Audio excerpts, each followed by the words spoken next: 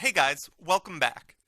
So in the previous lesson, we created a box, and we made it parametric, which means we've actually given it a length, a width, and a height.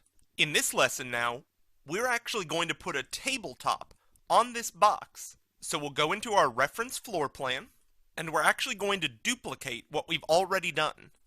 Now in situations like this, I actually like to make it a little bit larger, and I'm going to create my reference lines outside. So I'm going to draw my 4 reference lines completely outside of the box I already created. Now note that although I have drawn this box using the line tool, you can also use the rectangle tool under the modify tab. Either way, your reference lines should be fine. I just used line tool to make absolutely certain that all of them connected and everything was correct. So now I'm going to add aligned dimensions, either from the Quick Access toolbar or from the Annotate tab. And just like we did before, I'll click on one reference line, the midpoint, and then the opposite reference line, and I'll make them equal. And I'm going to do the same thing now with the other side. So once you've actually created your dimensions, in this case, in order to keep things more organized, I'm going to move that top dimension down.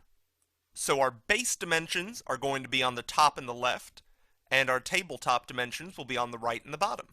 And just like before, I'm going to add another dimension and turn this into a parameter. So once I've added in that new dimension, I'm going to select it and go to Add Parameter. Oh, hold on. Let me just undo this here. And instead of selecting now one of the pre-existing parameters, I'll choose Add Parameter. So once we choose that, the window will appear. I'll call this tabletop length. I will keep it as a type parameter, and then I'll click OK. And now that we've got that parameter made, I'm going to do the same thing for the width. So I'll go ahead and add that aligned dimension and drag it to the bottom. I'll select it, go to Label, and choose Add Parameter. Call it tabletop width, and hit OK. Now, if you want to make this perfectly square all the time, all you have to do is select the same parameter for both sides. So if both sides are defined as tabletop length, then they'll be the same size. If you want them independent or different sizes, then you'll have to create the 2 separate parameters. So now that we've got our parameters all set up, I'm going to go into 3D view, and I am going to set the top of the box that we already made to be the reference plane. So to do that, I will go to the Create tab, and from the Work Plane panel, I'll select Set. Now like we discussed, you have different options and ways of selecting planes, but I'm going to choose Pick a Plane. So once I've selected the plane that I want to set as my work plane, I can click Show to then see it. This lets you confirm that you've chosen the right plane. So everything looks good right now. So what I am going to do next is go back to my floor plan. And just like before, I'm going to draw an extrusion. So I'm going to use the rectangle tool, and I'm going to draw my extrusion over the reference lines, and then I'm going to click on any of the locks that appear. Now, in the event that, for example, let's say you don't use the rectangle method, so you might decide to use a line tool, and you're able to do so. You can create a square or rectangle just as easily with a series of lines. But what I've noticed is when you use the line tool, sometimes those locks won't appear.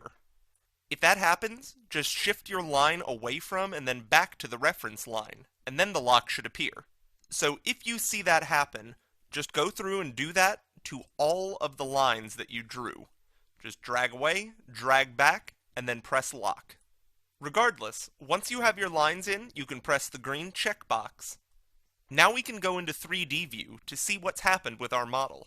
You'll see that even though we selected the work plane, it didn't actually put our object on top of the box. So what I'm going to do now is go into the front elevation, and I'm going to drag our new object up. I'll do the top first, then the bottom, and once the bottom is in line, I'll press the lock button. Now my bottom is locked at base height. So now I'm going to create another reference line for the top of the tabletop. But the difference is, I've decided I don't want this one to be parametric. I just want to keep the tabletop height at 2 inches. So once I've dragged the top part to the reference line, I'm going to lock it into place with the lock icon. Now I'm going to select an aligned dimension and draw it from the bottom of the tabletop to the top. And now I'm actually going to lock that dimension. What this does is it ensures that this dimension, those 2 inches for the tabletop, won't change. And to demonstrate this, if I open the Family Types window by clicking the icon under the Properties panel, if I go in there and change the base height to, let's say, 3 feet, when I hit Apply, the tabletop isn't going to change. The base height increases, but the tabletop just shifts up along with it. And now that you've locked everything and snapped them to each other, they're extremely easy to manipulate. And now, if we actually go into 3D view, you can see your entire table, set up properly in exactly the way you would want. Now in the next lesson, we're going to go over how you can apply a material to your table, because you may want to change your material without having to constantly go into the edit mode. We'll see you there.